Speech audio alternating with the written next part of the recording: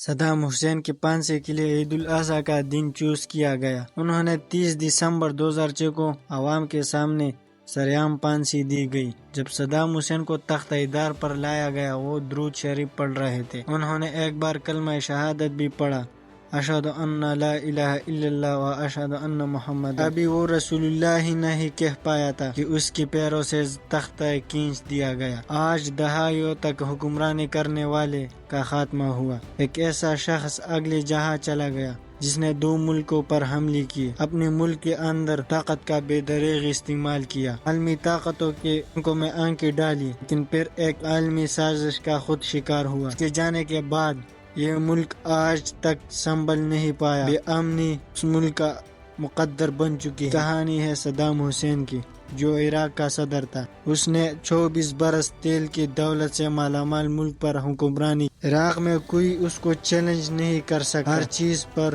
اس کا کنٹرول تھا، مخالفین اس کے نام سے بھی ڈرتے تھے۔ 28 اپریل 1937 کو عراق کے ایک چھوٹے سے گاؤں میں پیدا ہوا۔ صدام حسین کے پیدائش سے پہلے ہی اس کے بھائی اور والد کا کینسر سے انتقال ہوا تھا۔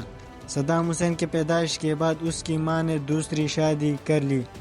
اب صدام حسین کا سوتیلا باپ اسی تشدد کا نشانہ بناتا رہا۔ صدام گھر سے بھاگا اور 10 سال کی عمر میں بغداد میں اپنے چچا کے پاس رہنے لگا۔ چچا کے زیر سایہ تعلیم حاصل کی اور بعد ریاست میں متحرک ہو گیا۔ صدام حسین 20 برس کا ہوا تو اس نے پڑھائی چھوڑ کر انقلابی بیک پارٹی جوائن کر لی۔ یہ ایک چھوٹی سی پارٹی تھی، اتنی چھوٹی پارٹی کی اس کے اراکین کی تعداد صرف 300 تھی۔ صدام حسین کی یہ پارٹی جوائن کرنے کے 1 سال بعد ہی بادشاہت کا خاتمہ ہو گیا۔ صدام حسین نے منصوبہ بنایا کہ صدر کو قتل کر دیا جائے۔ اس نے اپنے ہی ساتھیوں سے مل کر صدر پر قاتلانہ حملہ کیا مگر وہ بچ گیا۔ صدام حسین پکڑے جانے کے خوف سے ملک سے فرار ہو گیا۔ جب صدام حسین کی پارٹی حکومت میں آئی تو وہ واپس آئے۔ ابھی حکومت کے 13 ہی دن ہوئے تھے کہ صدام حسین نے وہ قدم اٹھایا جو آج بھی موضوع بحث رہتا ہے۔ کہا جاتا ہے کہ عبدالرزاق النائب اس وقت وزیر اعظم تھے۔ خطرہ تھا کہ وہ بغاوت میں اپنا کردار ادا کر سکتے ہیں۔ صدام حسین نے جلا وطنی کے دوران ہی انہیں بیرونی ملک میں قتل کروایا۔ صدام حسین عراق کے دوسرے طاقتور ترین شخص بن چکے تھے۔ وہ عراقی فوج میں جنرل کا عہدہ بھی پا چکے تھے، طاقت پر اپنی گرپ مضبوط کر چکے تھے۔ آخر کار 16 جولائی 1979 کو صدام حسین عراق کے صدر بن گئے۔ وہ اس ملک کے صدر بھی تھے اور سپریم کمانڈر بھی۔ صدر بننے کے 6 دن بعد اپنی ہی پارٹی کے 68 بندوں کو غدار اور بے وفا کا لیبل لگا کر ان کو قتل کروایا۔ ادھر صدام حسین اقتدار میں آئے تو ادھر ایران میں امام خمینی اپنی حکومت قائم کر چکے تھے۔ دونوں کی پرانی مخالفت تھی۔ 1980 میں صدام حسین نے ایران پر حملہ کیا۔ یہ جنگ 8 سال تک جاری رہی۔ دونوں ملکوں کو اپنا مقصد حاصل نہیں ہوا لیکن 10 لاکھ لوگوں کو اپنی جانیں گنوا دی۔ ایران سے جنگ ختم ہوتی ہی صدام نے کویت سے پنگا لینا شروع کر دیا۔ پہلے اس نے کویت سے مطالبہ کیا کہ وہ عراق کا قرضہ معاف کر دے۔ کویت نے انکار کیا تو صدام حسین نے تیل کی قیمتیں بڑھانے کا مطالبہ کیا۔ کویت نے قیمتیں بڑھانے سے بھی انکار کیا تو آخرکار 1990 میں صدام حسین نے کویت پر حملہ کر کے اس چھوٹے سے ملک پر قبضہ کر لیا۔ عالمی فورسز اور عالمی توانائیاں عراق اور صدام حسین کے ان تمام سازشوں کو دیکھ رہی تھی، جس کی وجہ سے عالمی اتحاد نے عراقی فوج کے خلاف آپریشن کرنے کا اعلان کیا۔ امریکی قیادت میں ہی بڑی فوجی اتحاد نے چند ہی دنوں میں عراقی فوج کو تہس نہس کر کے رکھ دیا۔ جنوری 2002 میں امریکی صدر جارج بش نے صدام حسین کا تختہ الٹنے کا اعلان کیا۔ جارج بش نے الزام لگایا کہ عراق میں وسیع پیمانے پر تباہی پھیلانے والے ہتھیار موجود ہیں۔ اقوام متحدہ کے انسپیکشن اور ہتھیار نہ ملنے کے باوجود امریکہ نے مارچ 2003 میں عراق پر حملہ کر دیا۔ 3 ہفتوں میں ہی صدام حسین کی 24 برس کی حکمرانی بکھر گئی۔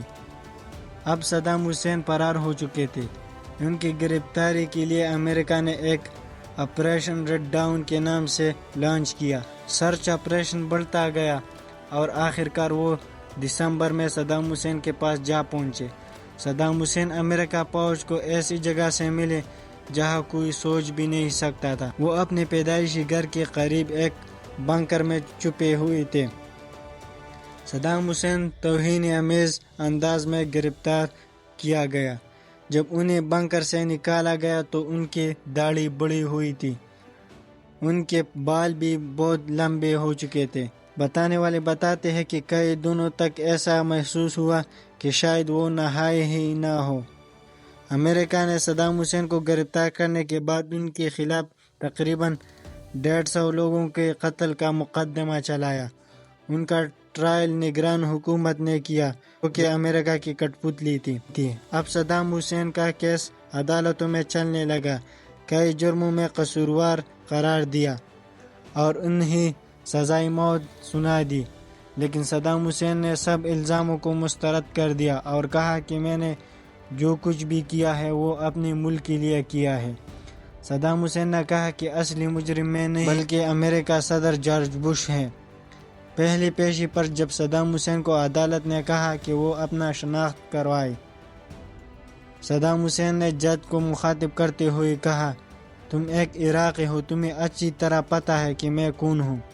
صدام حسین کے پھانسی کے لیے عید الاضحیٰ کا دن چوز کیا گیا۔ انہیں 30 دسمبر 2006 کو عوام کے سامنے سرعام پھانسی دی گئی۔ لوگوں نے موبائل فون سے ویڈیوز بنائے جو منٹوں میں پوری دنیا میں پھیل گئی۔ جب صدام حسین کو تختہ دار پر لایا گیا تو وہ درود شریف پڑھ رہے تھے۔ انہوں نے ایک بار کلمہ شہادت بھی پڑھا، اشہد ان لا الہ الا اللہ و اشہد ان محمدن۔ ابھی وہ رسول اللہ ہی نہیں کہہ پایا تھا کہ اس کے پیروں سے تختہ کھینچ دیا گیا اور اس مرد مجاہد کا خاتمہ ہوا۔ لوگ آج بھی صدام حسین کو یاد کرتے ہیں اور پسند بھی کرتے ہیں۔ ویڈیو انفارمیٹو لگی ہو تو ویڈیو کو لائک کریں اور مزید ایسی ویڈیوز دیکھنے کے لیے ہمارے چینل کو سبسکرائب کریں۔ ملتے ہیں نیکسٹ ویڈیو میں۔